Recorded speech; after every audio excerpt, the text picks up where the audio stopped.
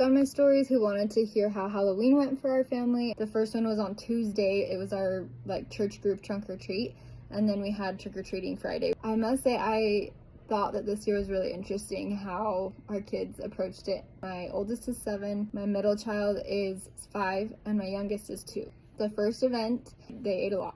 My oldest has a dye sensitivity, and she did eat a lot of different candies that had dye. That night, behavior was really bad, and my daughter that has the dye sensitivity was having the bad reactions to the dyes. The next day they recognized, and we were able to help them see of how horrible they felt that night and into the next day, and that it was related to what they had fueled their body with. They actually, my oldest 2 on their own, chose to just get rid of most of their candy. They did keep a few. My oldest daughter did get rid of all dye candy. She's old enough now that she recognizes how she acts when she has it and how she feels especially, and she doesn't like it either. Thursday, they did have a couple pieces after lunch. My 2-year-old, even though he's very little, he kept coming up to me throughout those days that he was eating that candy, and he just kept telling me, "Mom, I don't feel good. Mom, I don't feel good." And he wasn't sick in a virus sickness kind of way.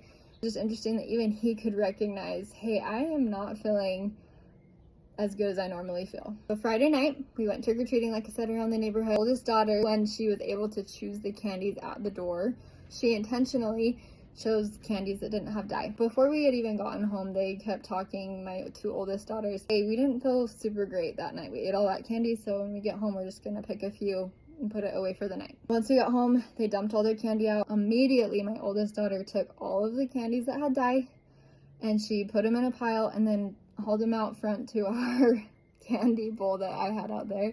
Was like, this isn't for me.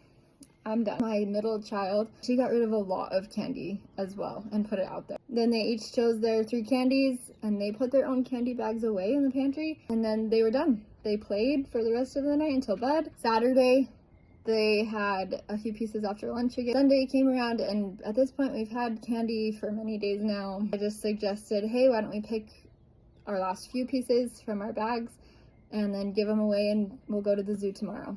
There was no fighting at all.